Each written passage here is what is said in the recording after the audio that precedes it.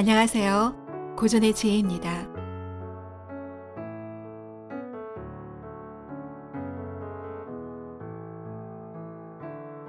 조선시대 한양에 대대로 무관을 지낸 것으로 유명한 대갓집에 금지옥엽 막내딸이 있었다.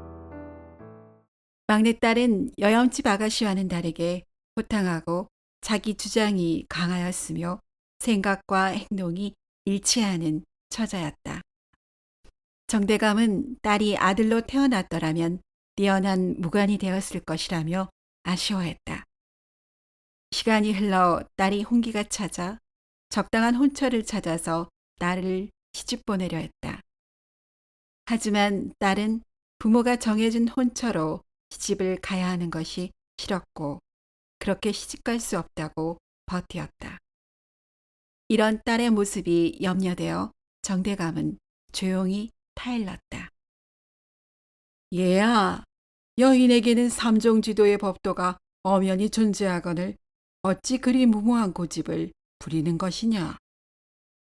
이 아비가 좋은 혼처를 구할 것이니 아비의 뜻에 따르거라.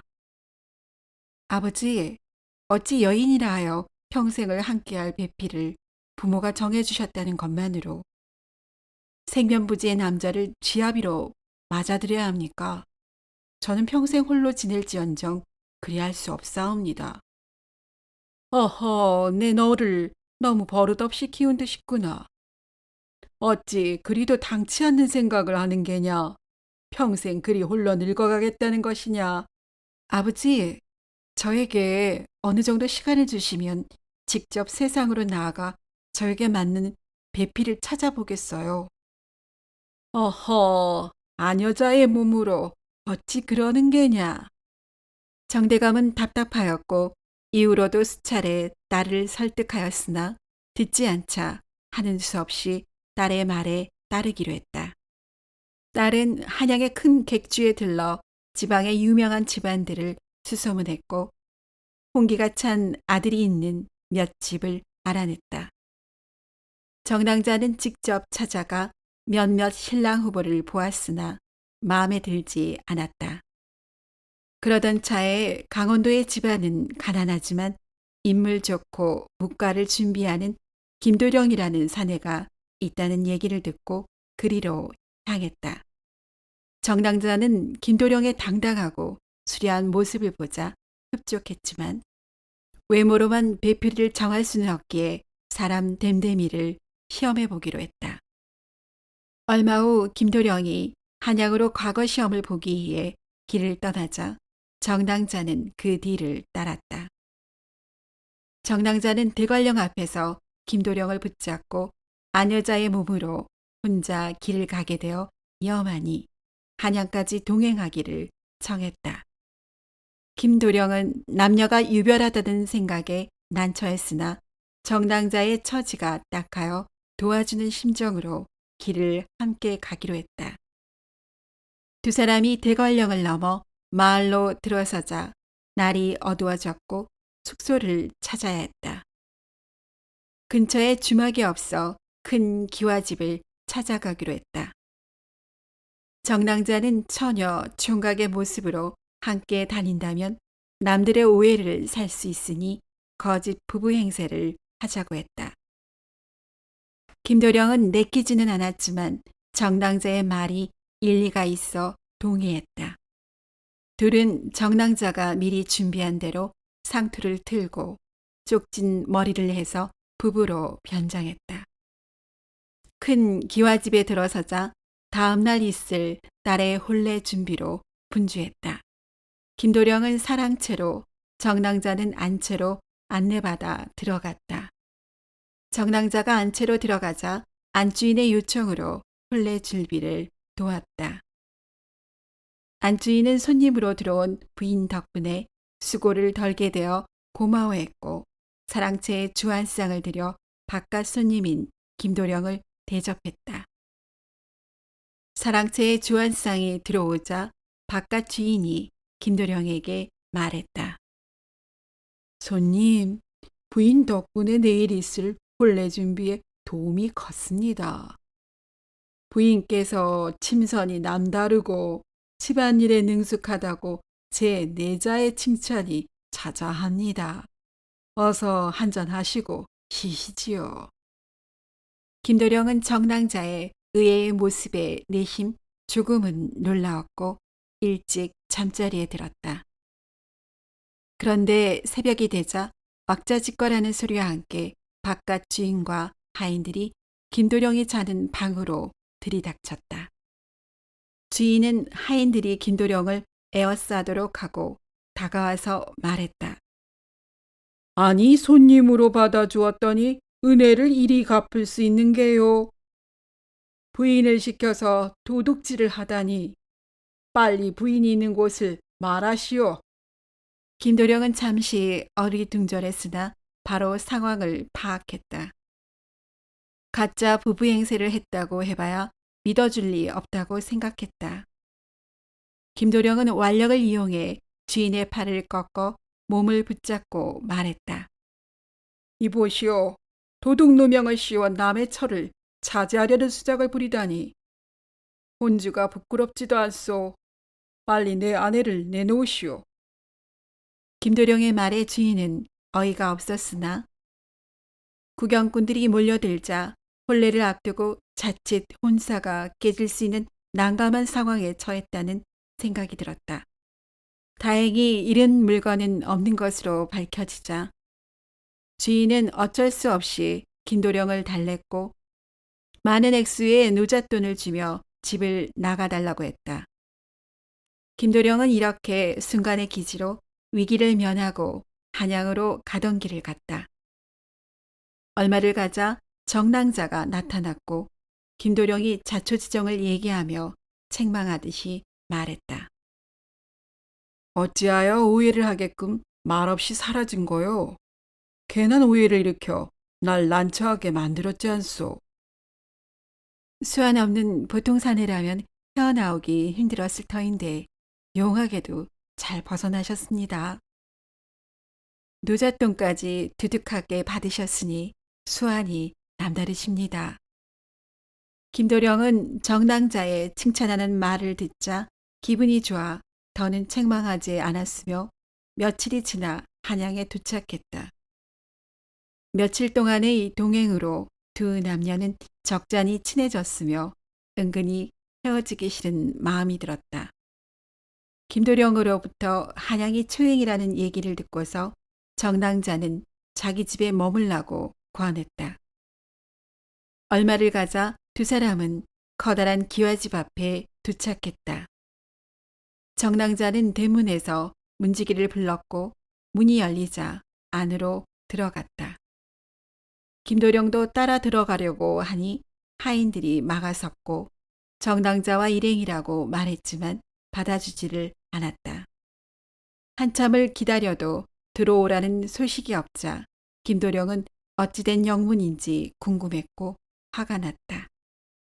일대를 수소문해서 정랑자 집의 구조와 정랑자의 거처를 알아내고 밤이 되자 담을 넘었다. 김도령이 정랑자의 처소 앞에서 기척을 내자 정랑자가 방문을 열고 기다렸다는 듯이 맞았다. 두 사람은 다과를 앞에 두고 정겹게 담소를 나누었다. 그러던 중 정랑자가 말했다. 도령님, 저희 아버지께서 무관이시라 매일 칼을 차고 집안을 둘러보십니다.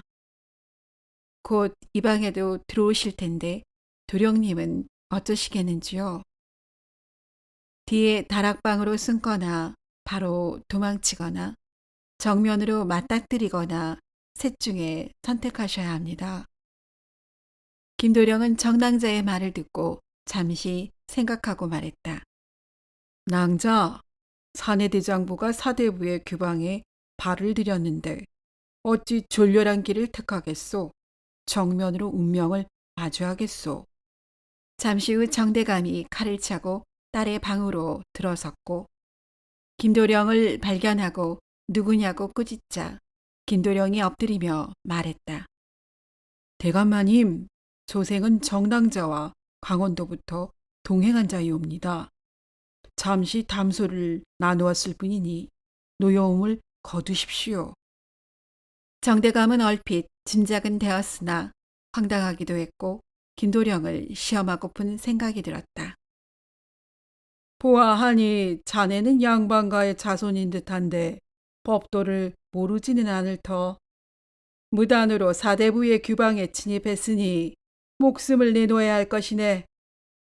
정대감은 사람을 해하는데 맑은 정신으로는 어렵다며 술 한 동이와 안주를 내오도록 했다. 술상이 차려지자 정대감은 술동이를 들어 술을 마시고 안주를 먹었다. 김도령은 이를 보고 자신도 죽음을 앞두었으니 술 한 잔을 해야겠다며 술을 청했다. 김도령은 술동이를 건네받아 거침없이 들이켜고 안주까지 집어먹었다. 어느새 정대감과 김도령은 술동이를 주거니 받거니 하였다. 술이 떨어지자 정대감이 말했다. 내 오늘 사대부의 법도를 바로 세우려 했거늘 자네의 젊음이 아까워 기회를 주려 하니 그만 가보게나. 김도령은 다행이다 생각되었지만 아쉬움 속에서 다음을 기약하고 정대감 집을 나왔다. 그런데 밤이 깊어 아직 통행 금지 시간이었다. 술락꾼들이 통금을 알리며 지날 때마다 이리저리 피해야만 했다. 그러던 중 막다른 골목에서 술락꾼들을 맞이할 상황에 처했고 김도령은 순식간에 죽은 척하며 그 자리에 누웠다. 바로 그때 술락꾼들이 다가왔고 시신임을 확인했다. 술락꾼 중 한 사람이 김도령의 허리춤에 전대가 있는 것을 발견했고 다른 술락꾼의 만류에도 불구하고 전대를 풀어서 가지려고 했다. 김도령은 자칫 노잣돈을 모두 빼앗길 지경에 이르자 벌떡 일어나 술락꾼의 멱살을 잡고 말했다. 잡았다, 이놈. 며칠 전 술 취해 쓰러진 부친의 전대를 훔친 술락꾼이 바로 내 놈이구나. 내 며칠 전부터 내 놈을 잡으러 잠복 중이었다. 김도령이 소란을 피우자 다른 술락꾼과 포교가 왔고 포도청으로 끌려갔다. 다음 날 김도령과 술락꾼이 포도대장 앞에 꿇어 앉았다. 김도령은 포도대장을 보고 놀랐다. 지난밤에 만난 정랑자의 아버지였던 것이다. 김도령은 주저하지 않고 술락꾼의 비행을 발고했으며 포도대장은 변명하는 술락꾼을 꾸짖었다. 어찌 공직에 몸담은 자가 사사로이 백성의 재물을 담하였느냐. 여봐라, 이 자를 당장 바직하라. 포도대장은 김도령의 호기로움에 웃음이 나왔고 며칠 뒤에 있을 묵과 시험에 응시할 수 있도록 풀어주었다. 며칠 후 김도령은 묵과 시험을 치루었으며 그 결과 장원으로 시험을 통과했다. 정대감은 시관을 통해 이 소식을 접했으며 김도령에 대한 딸의 의향을 확인하고 김도령을 집으로 불렀다. 여보게 장원급제를 축하하네. 자네에 대해서는 이미 딸 아이로부터 들었다네. 내 딸이 자기 주장이 강하지만 그에 못지않게 지혜롭고 충직한 아이라네. 내 자네가 내 사이가 되었으면 하는데 자네 생각은 어떠한가? 이 말을 듣고 김도령은 넙죽 엎드려 절하였고 좋은 날을 잡아 정랑자와 혼인하였다. 이후에 김도령은 무관으로서 관직에 올라 많은 전공을 세웠으며 정랑자 역시 지혜롭게 내조하며 다복한 가정을 꾸려 행복하게 잘 살았다고 전해진다. 오늘도 이야기를 시청해 주신 여러분께 감사드립니다. 재미있는 이야기로 곧 찾아뵙겠습니다.